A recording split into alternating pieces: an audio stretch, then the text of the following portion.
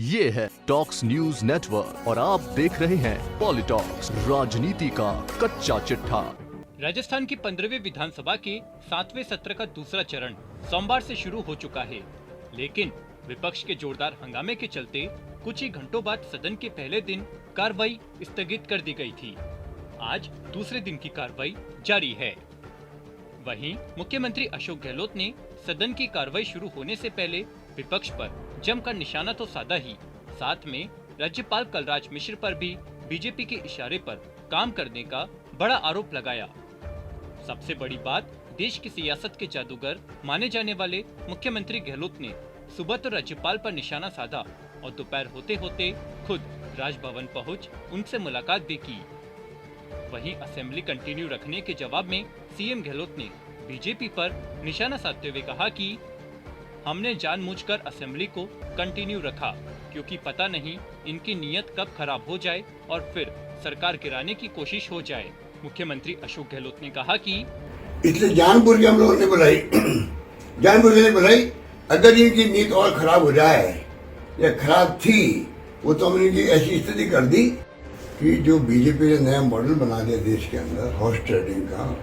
सरकारें घेरा रहे हैं, पहले अरुणाचल प्रदेश, कर्नाटका, फिर मध्य प्रदेश, महाराष्ट्र, अब और इसकी दृष्टि कई जगह पर है, झारखंड में भी प्रयास कर रहे हैं। सीएम अशोक गहलोत ने पत्रकारों से बातचीत के दौरान सियासी संकट की याद ताजा करते हुए कहा कि तो पिछली बार राज्यपाल महोदय को इन्होंने मजबूर कर दिया।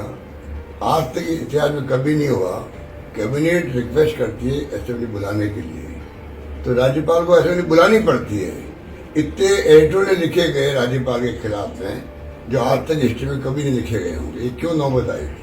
क्योंकि इनको इशारा था, रिक्वेस्ट हम कर रहे हैं, वो बुला नहीं रहे हैं। उल्टा होता है, कई बार जब मेजोरिटी नहीं होती है तो राज्यपाल आदेश देता सरकार को, आपको असेंबली बुला के अपना बहुमत सिद्ध करना है। उस केस पर जो धरना हुआ था एमएलए का, उल्टा हो गया उस वक्त में, ये नौबत आई थी। वहीं बीजेपी पर निशाना साधते हुए सीएम गहलोत ने कहा कि इसलिए जानबूझ के हम लोगों ने बुलाई, जानबूझ के बुलाई। अगर इनकी नीयत और खराब हो जाए या खराब थी, वो तो हमने इनकी ऐसी स्थिति कर दी, इनकी चलने नहीं दी, वरना इनके पास चले तो कभी सरकार गिरा दे। इसलिए जानबूझ के हमने किया। नुकसान हमें हुआ, हम कई अध्यादेश लाते, मान लो ला नहीं पाए। वो आज धरना दे नाटक कर रहे, मैं इनको कहना चाहूंगा, नाटक करना है, धरना देना तो दिल्ली में जाके दो। दिल्ली में वहाँ लंपी रोग जो स्किन का है, इतना भारी गाय मर रही है, इनकी चिंता नहीं है। मैं तो 15 अगस्त को दिन ही मीटिंग बुला के मैंने विपक्षी नेताओं बुलाया, सबसे बात करी, धर्मगुरुओं से बात करी। हमारी प्रायोरिटी लंपी स्किन रोग से गाय मरने से कैसे बचे, पर वैक्सीन भारत सरकार देगी, दवाएं वो उपलब्ध करवाएगी।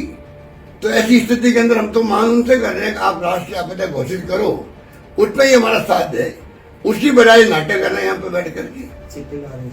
वहीं मध्य प्रदेश के कूनो नेशनल पार्क में प्रधानमंत्री मोदी के जन्मदिन पर लाए गए 8 चीतों का जिक्र करते हुए सीएम गहलोत ने कहा कि जो है यूपी गवर्नमेंट का था भाई, सब जानते हैं, और ये प्रोसेस लंबा चला है। अब जो जिस रूप में चीते लाए गए हैं, तो एक्सपर्ट जो अपनी राय दे रहे हैं, अलग अलग राय दे रहे हैं, टाइम बताएगा भाई किसका क्या किस प्रकार से इसका फॉलोअप हुआ है, देखते हैं। पर ये चीते लाने के बाद जनरल रमेश खुद गए थे अफ्रीका के अंदर, तब से चल रही थी, तो 70-72 साल बाद चीते आए हैं, तो सबने स्वागत किया है। कुछ एक्सपर्ट की राय है कि पता नहीं ये कितना सर्वे करेंगे, ये टाइम बताएगा। चिंता हमें लंपी स्किन रोग की है। विपक्ष को चाहेंगे हमें सहयोग करे।